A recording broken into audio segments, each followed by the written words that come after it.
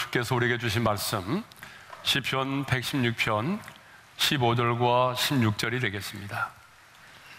시편 116편 15절과 15절의 말씀을 우리 함께 합독을 하겠습니다. 다 같이요.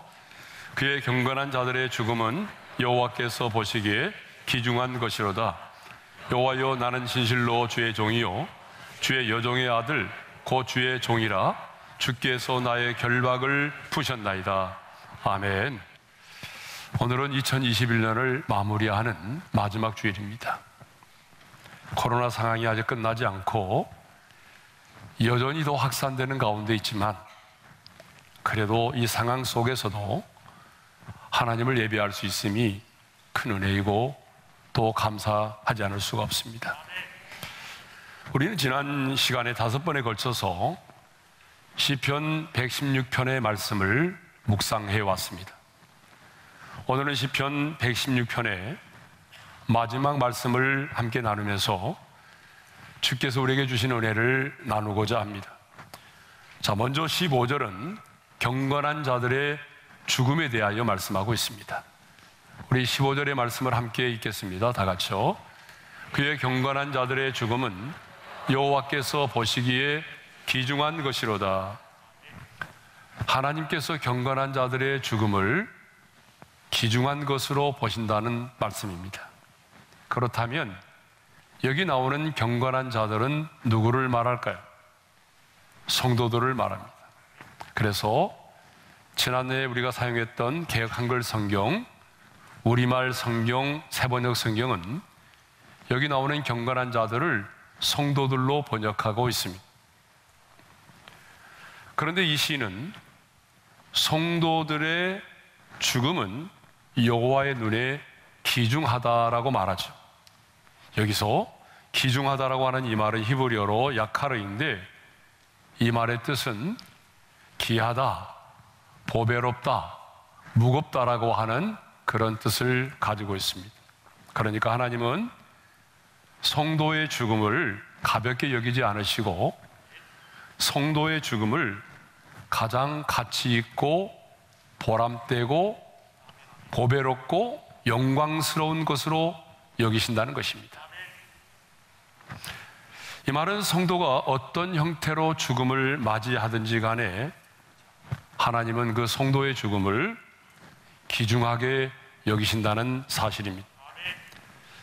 어떤 성도는 북한 정권이나 탈레반과 같은 그런 사악한 자들에 의해서 참수를 당하기도 하고 총사령을 당하기도 합니다. 또 어떤 성도는 옥중에서 고문을 견디다가 순교를 당하기도 합니다.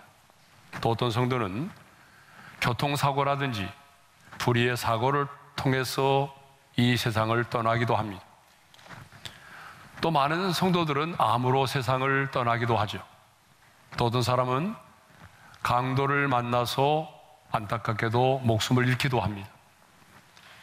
이렇게 성도들의 죽음이 다양하지만 중요한 것은 하나님은 성도들의 죽음을 귀중하게 보신다는 사실입니다. 그런데 세상의 사람들은 죽음을 어떻게 생각하던가요? 세상의 사람들은 죽음을 그렇게 귀하게 보지 않습니다. 많은 사람들은 죽으면 끝장이다라고 생각하죠. 그래서 죽으면 끝이야, 이렇게 말하는 분들이 많이 있습니다.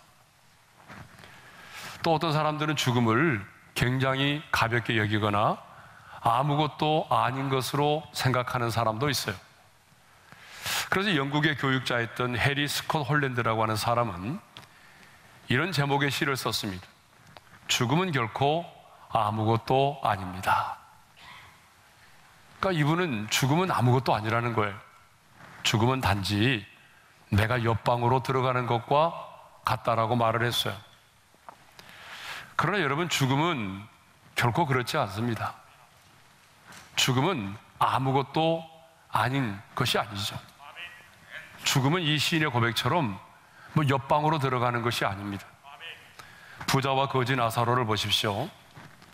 어느 날 거지가 먼저 죽었어요. 그런데 죽음은 끝이 아니었잖아요. 그 죽음의 순간에 천사가 나타나서 그의 영혼을 받들어 아브라함의 품으로 인도를 했습니다. 천국으로 인도한 거죠. 그리고 이어서 부자도 죽었습니다. 그런데 그 부자의 죽음은 어떻게 되었나요? 음부의 고통 중에 떨어졌습니다. 그래서 그 음부의 고통 중에 떨어져서 고통을 당하고 있던 이 부자는 이렇게 하소연을 하죠. 누가복음 16장 24절의 말씀을 우리 함께 읽겠습니다. 다 같이요. 나를 긍휼히 여기사 나사로를 보내어 그 손가락 끝에 물을 찌고 내 혀를 서늘하게 하소서. 내가 이 불꽃 가운데서 괴로워하나이다. 여러분, 이 말씀처럼 죽음은 끝이 아닙니다. 죽음은 아무것도 일어나지 않는 것이 아닙니다. 옆방으로 들어가는 것이 아닙니다. 그러므로 우리는 죽음을 가볍게 여겨서는 안 됩니다. 죽음을 우리가 우습게 생각하고 가볍게 생각하게 되면 하나밖에 없는 우리 자신의 생명에 대해서도 가볍게 생각할 수밖에 없습니다. 그래서 이제 오늘 수많은 사람들이 스스로 자신의 목숨을 끊고 있습니다. 통계청 자료에 의하면 2020년도죠. 대한민국의 자살자가 13,195명, 그러니까 하루에 36명꼴로 자살을 했습니다. 여전히 OECD 국가 중에 1위입니다. 왜 이렇게 많은 사람들이 자살을 할까요?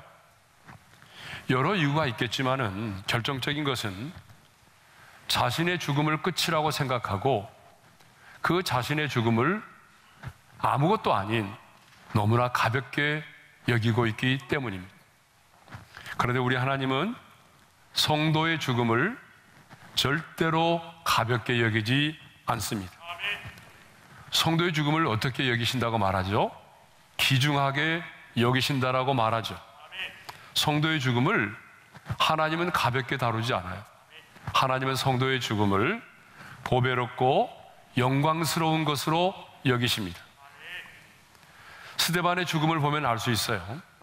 자, 사도행전 7장을 보게 되면 스데반 집사의 순교하는 장면이 나옵니다. 스데반 집사가 성령이 충만한 가운데 하늘이 열리면서 하나님의 영광과 예수께서 하나님 보좌 우편에 서신 것을 보았습니다. 그리고 이렇게 말했어요. 사도행전 7장 56절입니다. 다 같이요. 말하되 보라, 하늘이 열리고 인자가 하나님 우편에 서신 것을 보노라. 스데반이 순교할 때에 하늘이 열렸어요. 그리고 주님께서 하나님 보좌 우편에 서신 것을 보았어요. 왜 주님이 일어나셨을까요? 여러분, 스데반의 죽음이 안타까워서일까요? 아닙니다. 안타까워서가 아니라 그의 죽음을 귀중히 여기시기 때문이죠. 그의 영혼을 맞이하기 위해서 주님은 일어서신 것입니다. 저와 여러분의 죽음도 마찬가지입니다. 저와 여러분이 육체의 장막을 벗고 이 세상을 떠날 때도 우리의 영혼이 천사의 인도를 받아서 영광스러운 하나님 나라에 입성하게 될 때도 우리 주님은 보좌에서 일어나셔서 우리의 영혼을 맞이해 주실 것입니다. 그리고 우리를 품에 안아주시고 우리의 눈에서 흐르는 모든 눈물을 닦아 주실 것입니다. 그러므로 요한계시록을 보게 되면 죽음을 저주라고 말하지 않고 이렇게 말하고 있어요. 다 같이요. 주 안에서 죽는 자들은 복이 있도다. 주 안에서 죽는 자들은 복이 있도다라고 말하죠. 이 세상의 종교 가운데 죽음을 복이라고 말하는 종교는 기독교밖에 없어요. 그런데 주 안에서 죽는 자들은 복이 있습니다. 이 말은 다른 말로 말하면 주 밖에서 죽는 자들도 있다는 거죠. 주 안에서 죽는 자들은 어떤 사람들일까요? 바로 예수를 믿고 영접한 자들, 예수의 생명으로 거듭난 사람들이 이렇게 예수를 믿고 영접하고 그 생명으로 거듭난 자들의 죽음은 복이 있다라고 하는 것입니다. 그러므로 성도들은요, 죽음을 두려워해서는 안 됩니다. 아니, 순교의 기회가 여러분에게 주어진다면 주를 위해서 여러분 자신의 목숨을 바칠 수 있는 하나님의 사람이 되어야 합니다. 제가 근본에 단열 기도회를 마치고 전남 영암에 그 연합 집회가 있어서 연합 집회를 인도를 했습니다. 그런데 그 영암도요, 순교의 피가 흐르고 있었어요. 영암에서 좌익 공산주의자들에 의해서 무려 88명, 88명의 성도들이 순교를 당하였습니다. 많은 성도들이요, 이 철사로 손바닥을 꿰매인 채로 줄줄이 야산으로 끌려가서 학살을 당했습니다. 저희 아버님도 크리스찬이고 장로님이시기 때문에 당연히 끌려갔죠. 그때는 인민재판을 하게 되고 많은 사람들 앞에서 죽창으로 예수 믿는 사람들을 찔러 죽이는데 저희 아버님은 순교를 당하지 않았어요. 왜냐 그러면 그때의 인민위원장이, 그 위원장이 이 사람은 내가 직접 죽이겠다, 자기가 저희 아버님을 직접 죽이겠다라고 말하고 자기의 집으로 끌고 가서 숨겨주었어요. 그래서 그 위원장의 집에서 우리 아버님이 몇 달 동안 숨어 계셔서 죽음을 면할 수가 있었습니다. 그래서 제가 태어났습니다. 그때 우리 아버님이 순교를 했다면 저와 여러분의 만남은 없었어요. 1950년 10월 3일에 인민군 폐잔병들과 빨치산들이 전남 영암에 이제 들이닥쳤어요. 그리고 전남 영암에 있는 구림교회라고 하는 성도, 구림교회에 있는 성도 19명을 마을 입구인 주막집에 가두고 회유를 했습니다. 회유의 내용이 뭔지 아세요? 예수를 믿지 않겠다라고 한마디만 하면은 살려주겠다는 것입니다. 그 19명의 성도들은 어떻게 했을까요? 19명의 성도들 중에 한 사람도 살기 위해서 예수를 믿지 않겠습니다라고 말한 사람은 한 명도 없었습니다. 그러자 그 다음날 아침에 그들은 그 주막집을 꽁꽁 걸어 잠그고 장작더미를 쌓고 집으로 불을 지펴서 불로 그 안에 있는 사람들을 태워 죽였어요. 그런데 처음에는 비명소리가 나니까 동네 사람들이 놀라서 이제 몰려들었는데, 처음에는 비명을 지르던 그분들이 나중에는 비명을 지르지 않고 한결같이 찬송을 부르면서 순교의 제물이 되었습니다. 그들이 그 화염 속에서 불렀던 찬양이 바로 이런 거였어요. 내 주를 가까이 하게 함은 십자가 짐 같은 고생이나 내 일생 소원은 늘 찬송하면서 주께도 나가기 원합니다. 천성에 가는 길 험하여도 생명길 대나니 은혜로다.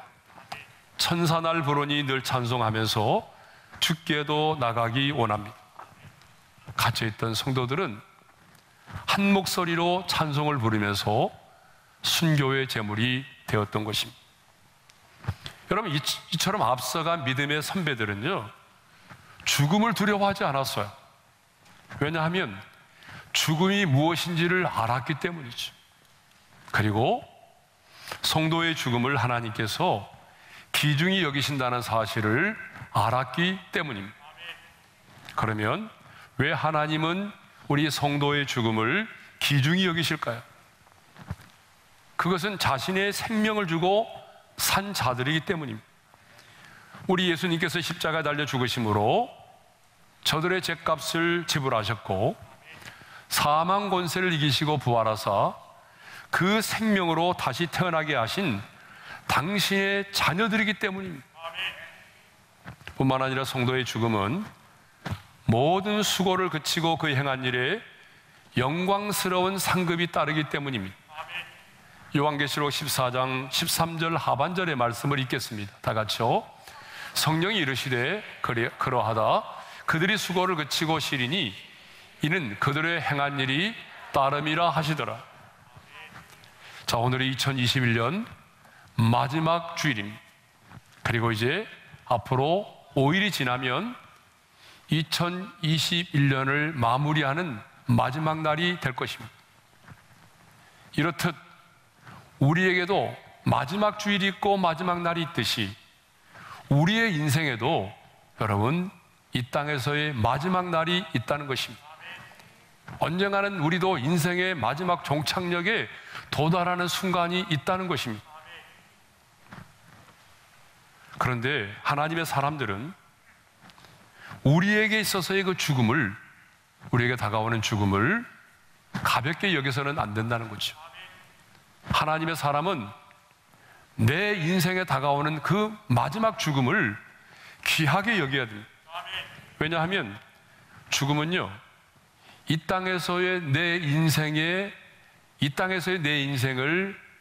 마치는, 내 인생의 마침표를 찍는 날일 뿐만 아니라 내가 살아온 인생에 대한 바로 결론이 되기 때문에 그렇습니다. 죽음은 이 땅에서의 내 인생의 마침표를 찍을 뿐만 아니라 그동안 살아온 내 인생에 대한 결론이 되기 때문에 우리의 인생의 죽음은 중요한 것입니다. 여러분의 죽음을 가볍게 여기지 마시기를 바랍니다. 하나님께서 우리 영혼을 부르시는 그날에 후회함이 없이 내 인생의 죽음을 맞이할 수 있기를 바랍니다. 하나님은 우리의 성도들의 죽음을 귀중하게 여기십니다. 자, 16절을 보게 되면 시인은 자신이 주께로부터 받은 은혜에 대하여 언급하고 있습니다. 자, 우리 16절의 말씀을 한번 읽겠습니다. 다 같이요. 여호와여, 나는 진실로 주의 종이요 주의 여종의 아들 곧 주의 종이라. 주께서 나의 결박을 푸셨나이다. 이 시는 지금 하나님께서 자신에게 베풀어 주신 은혜에 대하여 말하고 있습니다. 하나님께서 자신에게 어떤 은혜를 베풀어 주셨다라고 말합니까? 주께서 내 결박을 푸셨나이다. 하나님께서 내 인생의 결박을 풀어주셨다라고 고백하고 있어요.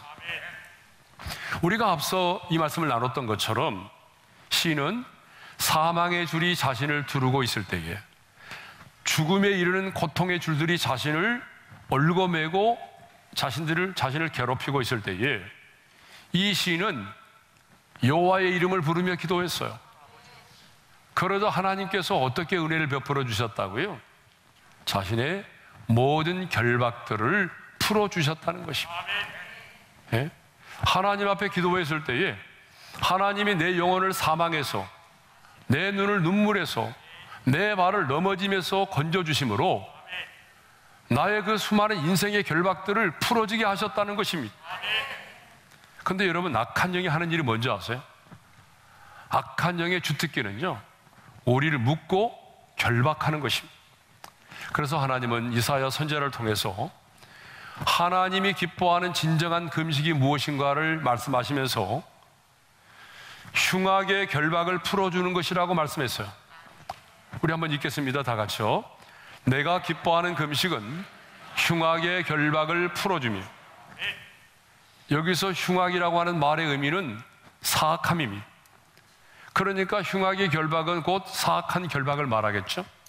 저는 목회를 하면서 정말 악한 영에 의해서 결박당한 자들을 너무나 많이 보았습니다. 오늘 또 악한 영은 사악한 방식으로 수단과 방법을 가리지 않고 사람들을 묶고 결박하여 매임을 당하게 합니다. 때로는 재정의 어려움을 통해서 사람을 묶기도 해요. 때로는 질병으로, 때로는 내가 그렇게 사랑하는 내 자녀의 문제로 나를 결박할 때가 있어요. 때로는 잘못된 습관과 중독을 통해서 내 영혼을 결박해요. 때로는 불안과 두려움과 공포라고 하는 것을 가지고 우리를 묶을 때가 있어요. 때로는 우리 안에 아직도 해결되지 못한 마음의 아픔과 상처, 우리 안에는 쓴뿌리를 가지고 우리를 올가맬 때가 있습니다. 목회를 하면서 보니까 이 사탄의 참소에 묶여있는 자들이 너무나 많아요. 사탄이 끊임없이 우리를 참소하지 않습니까? 그 사탄의 참소에 묶여있는 자들이 너무나 많아요. 또 사람의 입에서 나오는 말에 의해서 묶임을 당한 사람들이 너무나 많습니다. 무심코 내뱉은 남편의 그 말 한마디에 상처를 받고 그 말에 매여 있는 사람들이 있어요. 네? 잊으려고 하는데 그 말이 잊혀지지 않는 거예요. 그것만이 아니죠. 여러분, 우리 학생들은 학교에서 선생님이 내뱉은 그 말 한마디가 빗으로 꽂혀서 그 말에 매여 있는 사람들이 있어요. 예? 그것만이 아닙니다. 부모는 자식의 입에서 나오는 그 말 몇 마디를 통해서 평생 상처를 가지고 살아갑니다. 자식도 마찬가지입니다. 부모의 입에서 나오는 그 말에 의해서 상처를 받고 평생 그 말에 매임을 당하고 살아갑니다. 예를 들면 부모의 입에서 나오는 이런 말 때문에 자녀들은 상처를 많이 받는다고 합니다. 자, 부모님들은 한번 잘 생각해 보세요. 그리고 해당되는 분은 회개하십시오. 가슴이 문드러져 봐야 정신 차리지. 걔는 학원도 안 다니고 1등 했다더라. 너 같은 걸 낳고 내가 미역국을 먹었다니. 지 애비 닮았어. 지 애미 닮았어. 여러분, 이런 말들은 우리 자녀들에게 지울 수 없는 상처를 가져다 줍니다. 그리고 이 말은 평생 내 자녀의 인생을 올가맵니다. 반대로 자녀의 입에서 나오는 이런 말 때문에 부모는 또 상처를 받곤 합니다. 나한테 엄마 아빠가 해준 게 뭐가 있는데 다른 집 부모들은 안 이래. 엄마 아빠가 무슨 상관이야? 내 인생인데. 그리고 이 말은 제가 지금 직접 들은 말입니다. 금요 기도회 때 한 형제가 나와서 제게 이렇게 말했어요. 내 인생의 가장 큰 저주는 내가 이 집구석에서 태어난 것이고 아빠의 자녀로 살아가고 있다는 것입니다.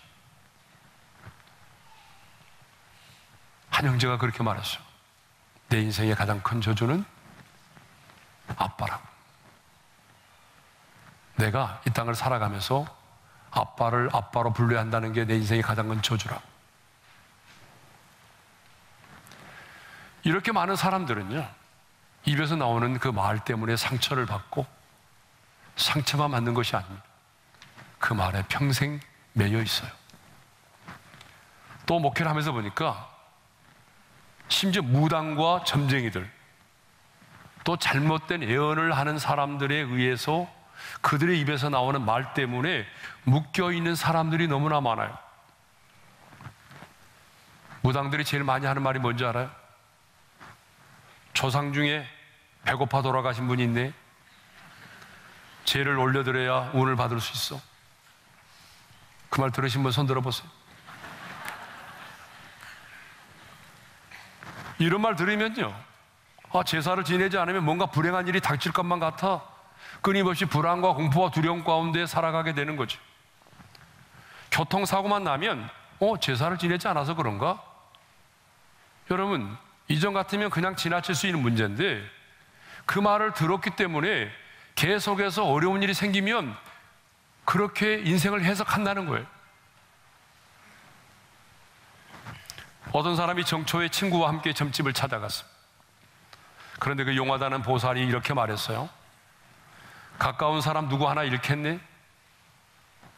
가까운 사람 누구 하나 잃겠네? 이 말을 듣는 순간에 정신이 번쩍 들었어요.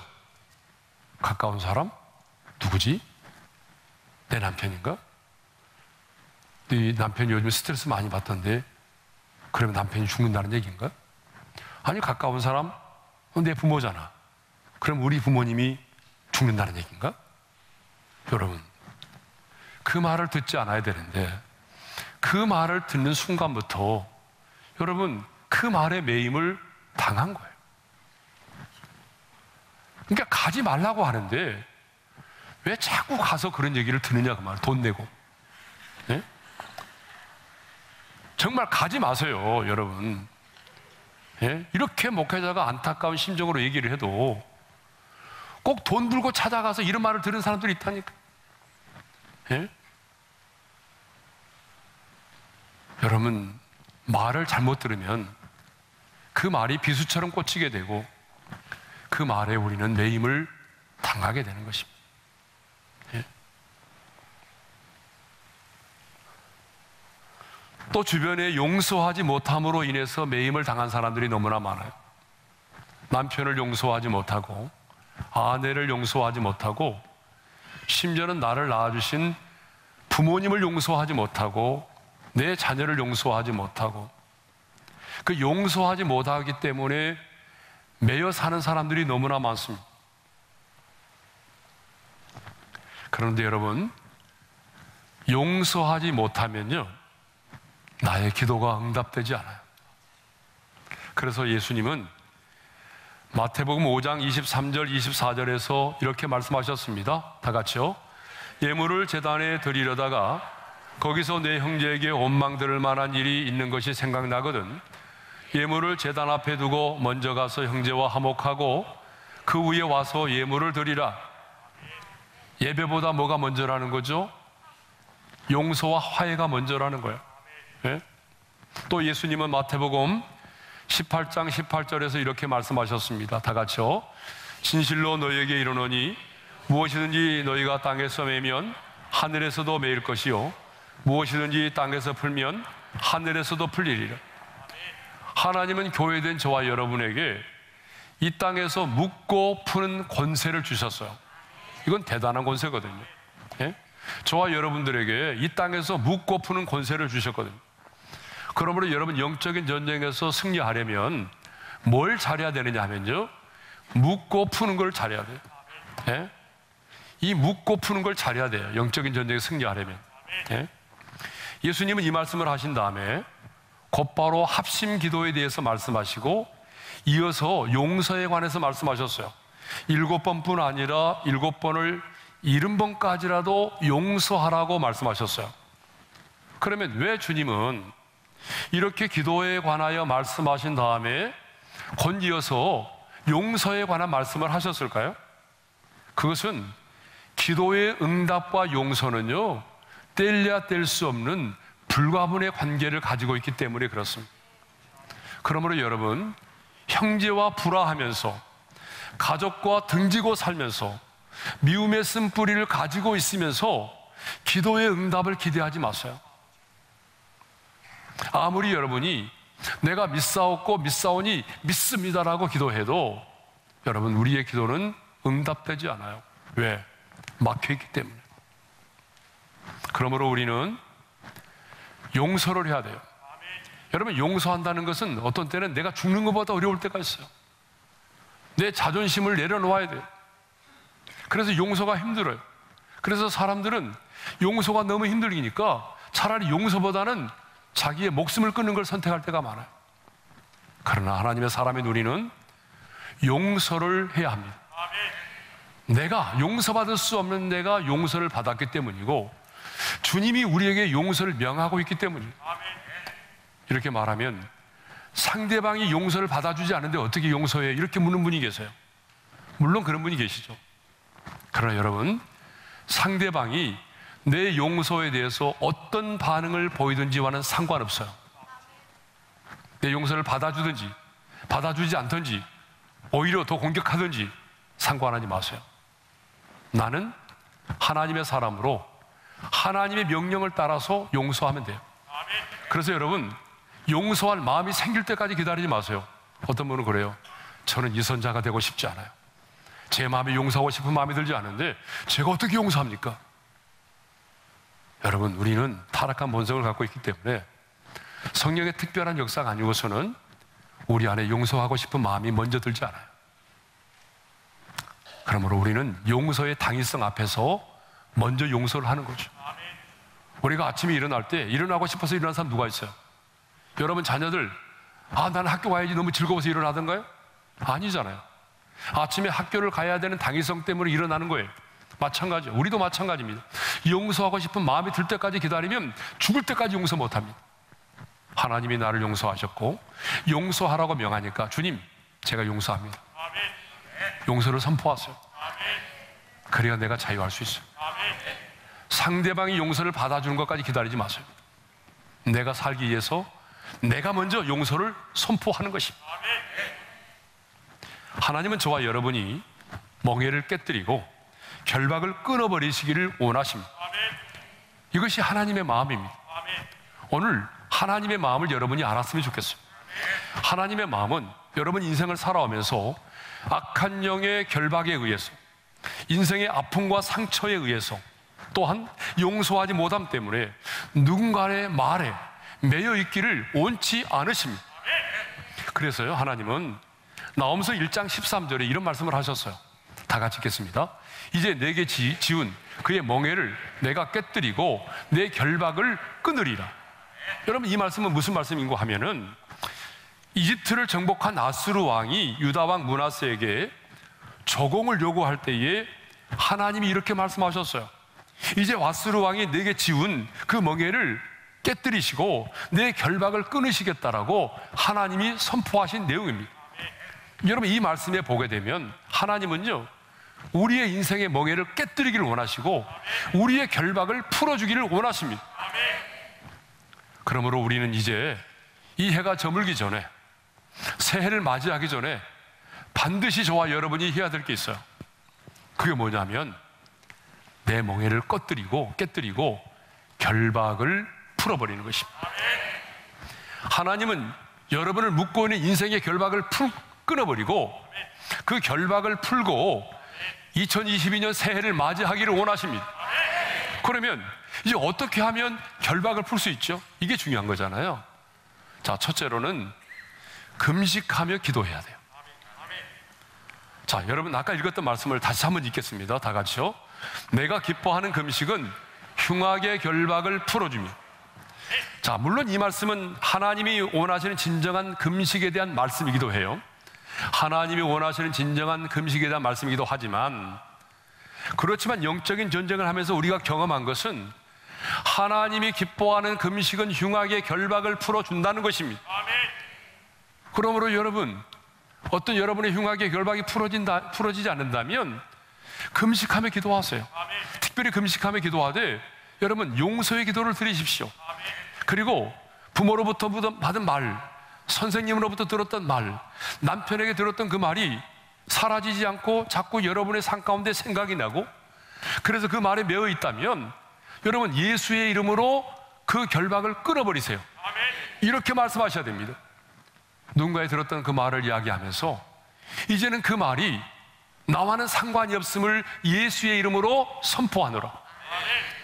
그리고 그 말이 더 이상 나를 지배하지 못하도록 예수의 이름으로 끊어버리시기를 바랍니다. 그럼 구체적으로 하셔야 돼요. 또 우리가 1월 1일부터 70일 릴레이 금식 기도를 하는데 이 기간 동안에도 여러분들이 용서의 기도를 하시고 이 기간 동안에도 여러분의 모든 결박을 끊는 그런 기도를 드리시기를 바랍니다.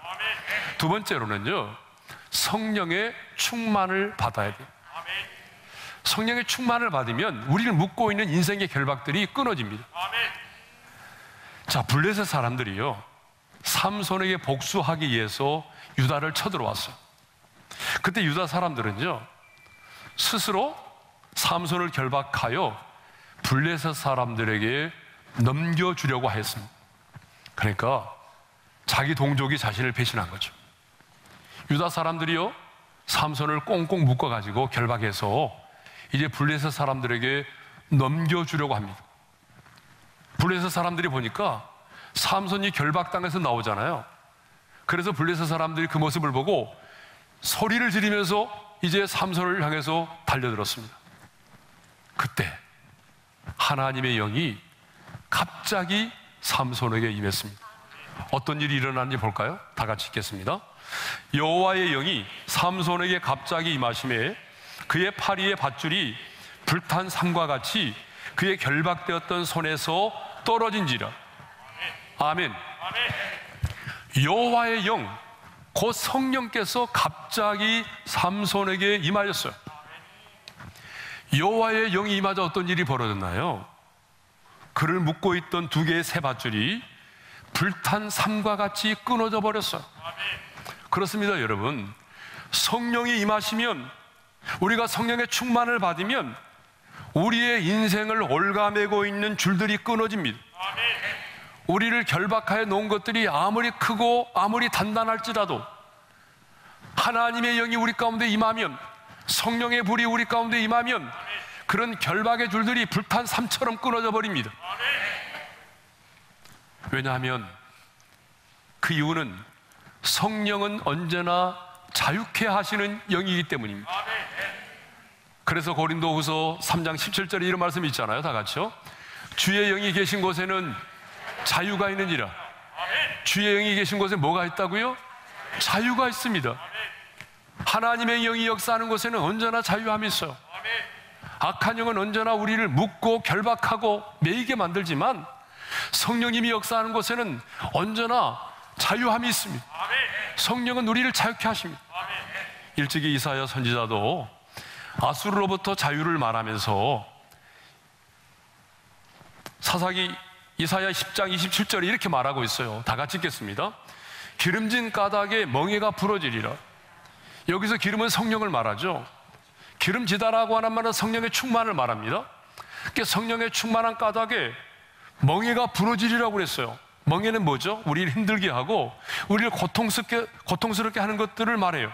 그러니까 성령의 충만을 받으면 우리를 힘들게 하고 우리를 고통스럽게 하는 것들이, 인생의 멍에들이 벗어지고 그리고 결박들이 풀어지는 역사가 일어난다는 것입니다. 사도행전 16장을 보아도 알 수가 있어요. 바울과 실라가 복음을 전하다가 억울하게 누명을 쓰고 빌립보 감옥에 갇혔잖아요. 그들은 한밤중에 큰 소리로 하나님을 찬양하며 기도하기 시작했어요. 그럴 때 성령께서 그 감옥의 현장 가운데 강력하게 임했습니다. 성령께서 임했을 때 어떤 일이 일어나는지 볼까요? 사도행전 16장 26절입니다. 다 같이요. 이에 갑자기 큰 지진이 나서 옥토가 움직이고 문이 곧 다 열리며 모든 사람의 매인 것이 다 벗어진지라. 할렐루야. 여러분, 성령께서 임하시니 옥토가 흔들렸어요. 옥문이 열렸어요. 모든 사람의 묶여있던 결박들이 풀어졌습니다. 여러분, 오늘 또 동일합니다. 성령 하나님이 우리 가운데 임하시고 우리가 성령의 충만을 받으면 여러분, 여러분의 인생의 멍에들이 꺾여지고 우리를 묶고 있는 인생의 흉악의 결박들이 풀어지는 역사가 일어나는 것입니다. 그래서 우리는 성령의 충만을 받아야 되는 거예요. 그런데 이 시인은 마지막으로 왜 하나님께서 자신의 결박을 풀어주시는지에 대하여 언급하고 있어요. 여러분, 다시 한번 16절의 말씀을 읽겠습니다. 여호와여, 나는 진실로 주의 종이요 주의 여종의 아들 곧 주의 종이라. 주께서 나의 결박을 푸셨나이다. 자, 주께서 나의 결박을 푸셨나이다 앞에 뭐라고 말하고 있어요? 나는 진실로 주의 종이라고 말하고 있어요. 그런데 그냥 종이 아니라 주의 여종의 아들 주의 종이라고 말하고 있어요. 이게 너무 중요한 거예요. 왜 하나님께서는 이 시인의 결박을 풀어주셨다고 말하고 있어요? 내가 주의 종이기 때문이라는 거예요. 다시 말하면 하나님과 나와의 관계 때문이라는 거예요.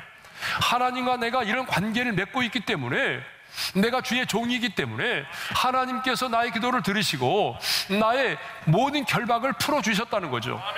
그런데 자기 자신을 주의 종이라고 말하면서 특별한 표현을 썼어요. 내가 주의 종이라는 표현을 하면서 뭐라고 말합니까? 곧 주의 여종의 아들 주의 종이라고 말해요. 자기 어머니를 언급하고 있어요. 자기 어머니가 여종이라는 거, 주의 여종. 여종이라는 말은 사실은 비하하는 말이지만 자신의 어머니가 늘 신앙생활 하면서 하나님의 여종으로 살았다는 거 아닙니까?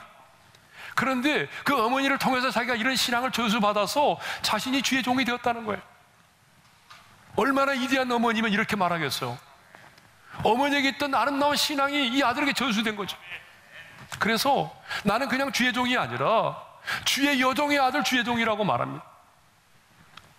여러분, 왜 하나님께서 이 종의 결박을 풀어주셨다고요? 하나님과의 관계 때문입니다. 오늘 마지막 주일인데 꼭 여러분의 인생의 결박을 풀고 새해를 맞이할 수 있기를 바랍니다. 하나님의 마음은 여러분이 결박을 풀고 자유로운 몸으로, 자유로운 마음으로 새해를 맞이하는 것입니다. 우리 찬양할까요? 예수 결박 푸셨도다 찬양합니다. 예수 결박 푸셨도다. 모든 결박 푸셨도다. 나의 결박 푸셨도다. 나는 자유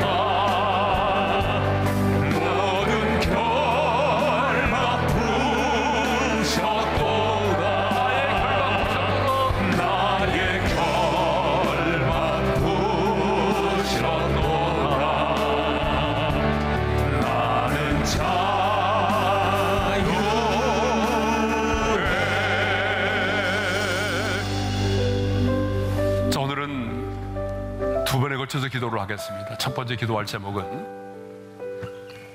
하나님께서는 우리의 죽음을 귀중히 여기신다고 말씀하셨잖아요. 그렇다면 하나님, 나도 내 인생의 죽음을 귀중히 여기는 자가 되게 해주십시오. 주님이 내 인생의 영혼을 부르시는 그날에 세상의 사람들처럼 죽음 앞에 겁을 내지 않게 도와주시고 두려워하지 말게 도와주시고 하나님께서 내 죽음을 귀중히 여기신다는 사실을 깨닫고 당당하게 영광스러운 모습으로 주님 앞에 서는 자가 되게 해주십시오.